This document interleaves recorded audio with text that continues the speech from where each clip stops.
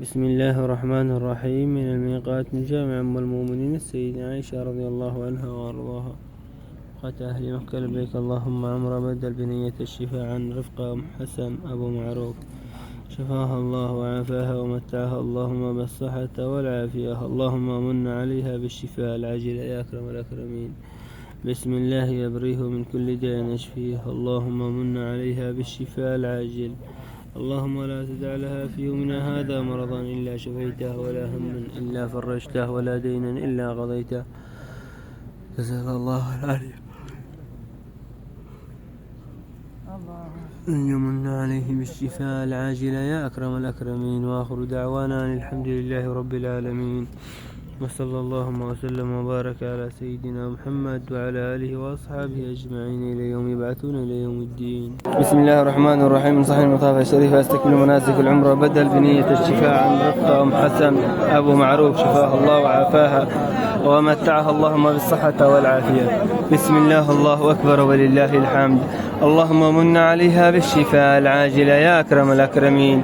بسم الله يبريه ومن كل داء يشفيه، اللهم ما عجز عنه الأطباء، فأنت يا الله رب الأطباء، لا يعجز عنك شيء في الأرض ولا في السماء.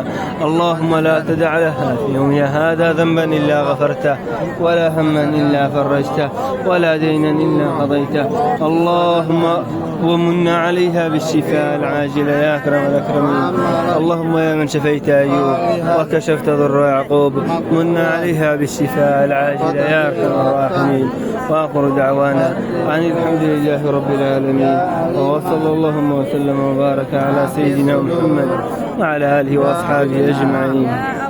بسم الله الرحمن الرحيم. من المسعى استكمل مناسك العمرة بدل بنية الشفاء عن رفقة أم حسن أبو معروف، شفاها الله وعافاها ومتعها اللهم بالصحة والعافية، اللهم من عليها بالشفاء العاجل. اللهم يا من شفيت أيوب وكشفت ضر يعقوب، اشفيها أنت الشافي، لا شفاء إلا شفاؤك، شفاء لا يغادرها سقما. اللهم إني أسألك لها الشفاء العاجل يا أكرم الأكرمين.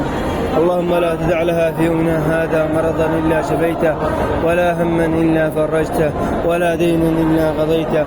اللهم إني أسألك بحرم بيتك الحرام أن تشفيها شفاء عاجلا غير آجلا يا رب العالمين.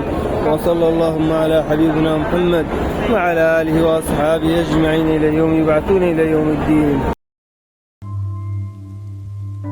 لنمنح الأمل والحياة لمن يصارعون من أجلها، مساهمتكم قد تنقذ حياة.